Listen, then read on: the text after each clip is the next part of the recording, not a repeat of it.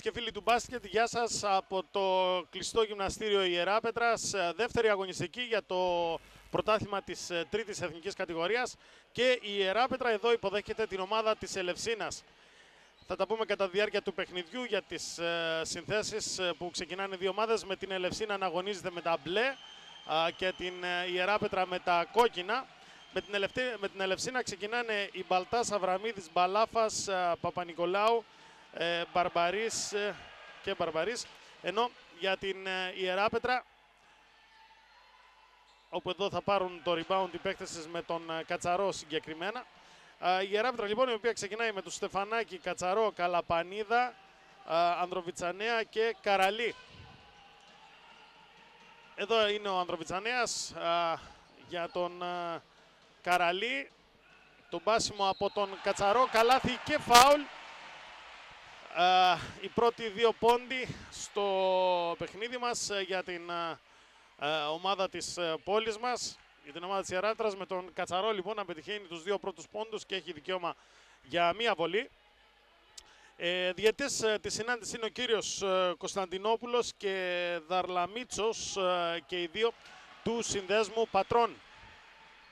Η Ιεράπετρα, η οποία την προηγούμενη αγωνιστική, όπου ήταν η πρώτη αγωνιστική, έπαιζε εκτός έδρας στην Φιλαδέλφια με αντίπαλο τον Ιωνικό Νέας Φιλαδέλφειας, όπου τον κατατρόπωσε με το εντυπωσιακό σκορ 91-67 και έκανε την πρώτη νίκη, μάλιστα με παρουσία 100 και πλέον φιλάθλων, οι οποίοι κατέκλυσαν την εξέδρα εκεί στο γήπεδο της Φιλαδέλφειας, χειροκροτώντας βέβαια, ενθουσιασμένοι από την μεγάλη νίκη της Ιεράπετρας.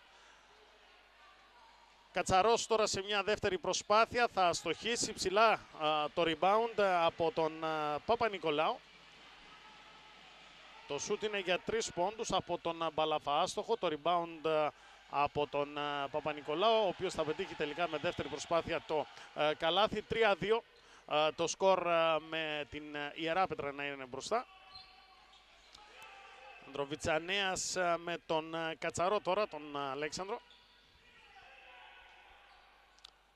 Ανδροβιτσανέας, ο οποίος έχει αδυνατήσει και όλος ο Τάκης είναι πολύ καλός, έτσι φαίνεται. Πολύ καλός λοιπόν. Καλαπανίδας για τον Ανδροβιτσανέα.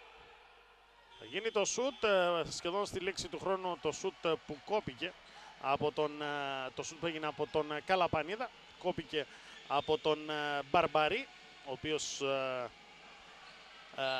έκοψε εκείνη την προσπάθεια, το σουτ του παίχτη της Ιεράπετρας. Η μπάλα τώρα είναι απ' έξω ξανά για την ομάδα της Ελευσίνας, με τον Μπαλτά. Μπαλτάς, Παπα-Νικολάου για τον Αβραμίδη. Η μπάλα θα βγει έξω.